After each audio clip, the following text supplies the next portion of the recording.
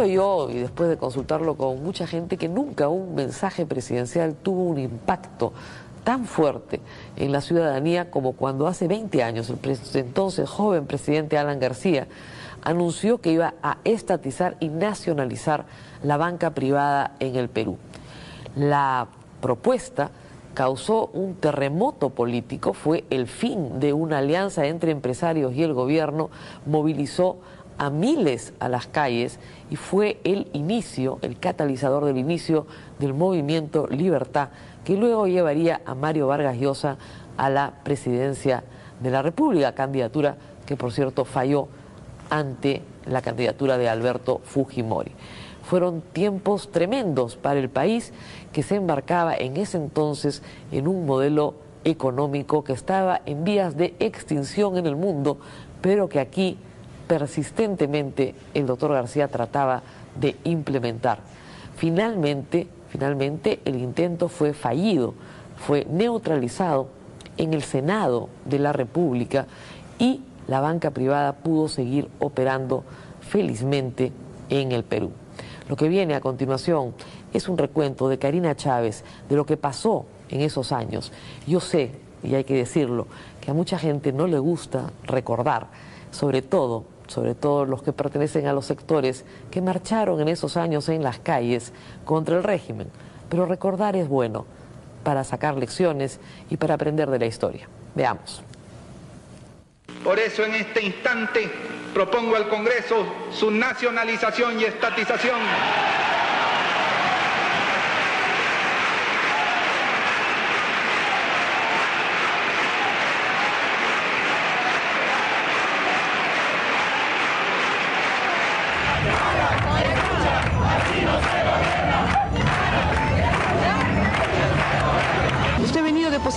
retirar, señor? Por la retirada prácticamente, porque hay incertidumbre ahorita con lo que está haciendo el gobierno, ¿no?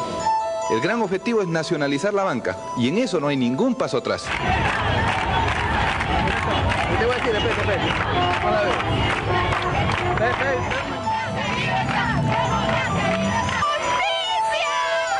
20 años atrás, un mensaje presidencial que remeció las columnas del sistema financiero del país. Su nacionalización y estatización.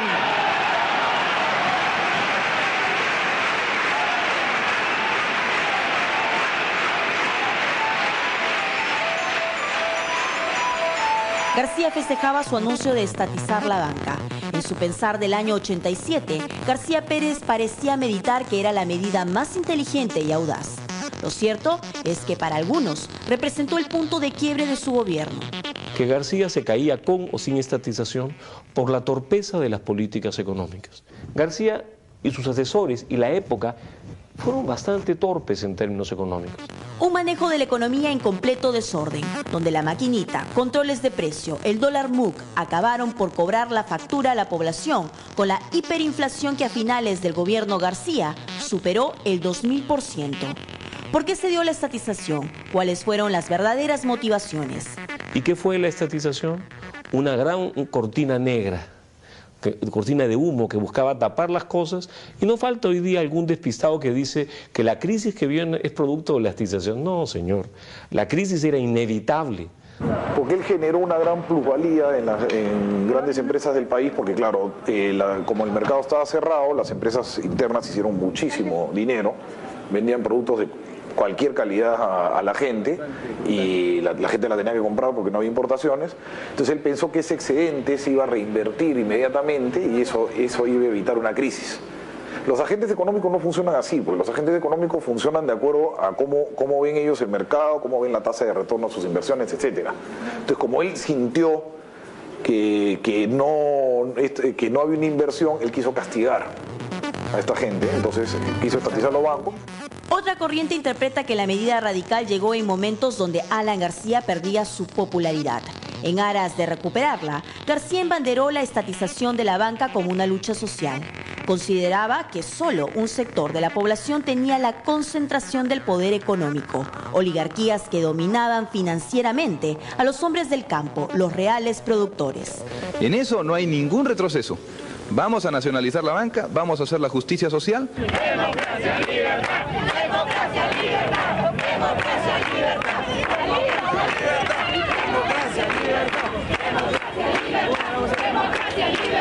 sumamente preocupados porque tal como está escuchando, estamos en peligro de perder nuestra libertad y nuestra democracia. Nos preguntamos qué pasará después.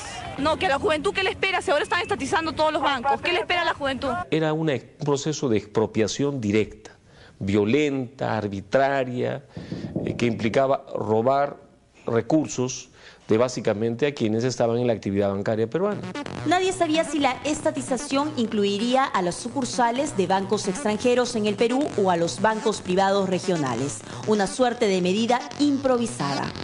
2 días después del mensaje a la nación, se publicó un decreto por el cual se autorizaba la intervención por 120 días de 10 bancos, 6 financieras y 17 compañías de seguros. La reacción de los ahorristas fue inmediata y en apenas 48 horas fueron retirados más de 5 millones de dólares. La inseguridad financiera provocó la caída de la Bolsa de Valores de Lima. ¿Usted ha venido a depositar dinero o a retirar, señor? Por la retirada prácticamente, porque hay incertidumbre pero ahorita con lo que está haciendo el gobierno, ¿no?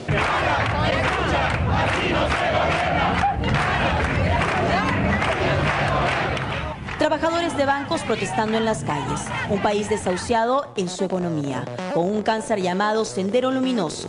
La administración de Alan García quedó aislada, impotente, cruzada de brazos ante un país que se hundía. Frente a la estatización de la banca, la respuesta política de la derecha fue la creación del movimiento Libertad, con el escritor Mario Vargas Llosa a la cabeza. El 21 de agosto, en la Plaza San Martín, Vargas Llosa pronunciaba un discurso frente a 80.000 personas que gritaba a viva voz: ¡Libertad! ¡Libertad! ¡Libertad! ¡Libertad! ¡Libertad! ¡Libertad! ¡Libertad! Pero el presidente García no solo perdía el frente político. En lo legal, 3 juzgados civiles declararon procedente los recursos de amparo presentados por los accionistas de los bancos, financieras y empresas de seguros afectados. Rechaza el equívoco fallo judicial por el cual un juez ha ordenado que el Estado levante la intervención temporal dispuesta por el gobierno. Aquí está con nosotros Alan García, aquí ya viene Alan García para recibir la voz del pueblo chimbotano. Yo he querido venir a esta plaza donde he sentido siempre la fuerza del trabajo, a pedir a ustedes que me dieron la fuerza de sus votos.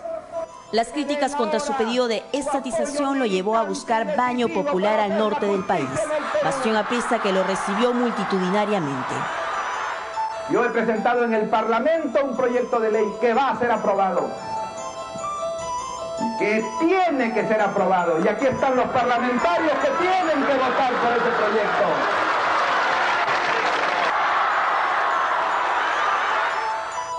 El APRA insistió en el error. En septiembre se aprobó el proyecto de ley para estatizar. En octubre fue publicado y bastó para que el gobierno ingrese a la fuerza al Banco Vice y Crédito.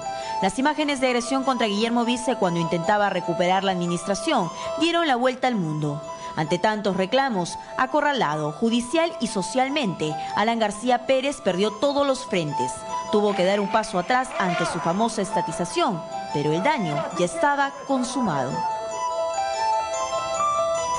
Gracias a Dios han pasado 20 años y sabemos que eso no va a volver a ocurrir. Pero eso es lo que cuando sucede, eso es lo que sucede cuando se siguen modas económicas completamente desfasadas. En ese momento, y el mundo había dado un giro hacia otras latitudes, y acá en el Perú se discutía todavía la expropiación sin pago en ese momento, además con mucha incertidumbre, de bienes privados.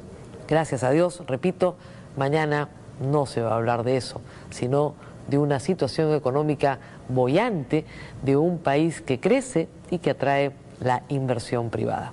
Vamos a hacer una pausa, regresamos con una encuesta reveladora de la Universidad Católica. Todo lo que la gente piensa de la democracia en el Perú, no muy auspiciosa, les diría, en algunos resultados. Volvemos con eso.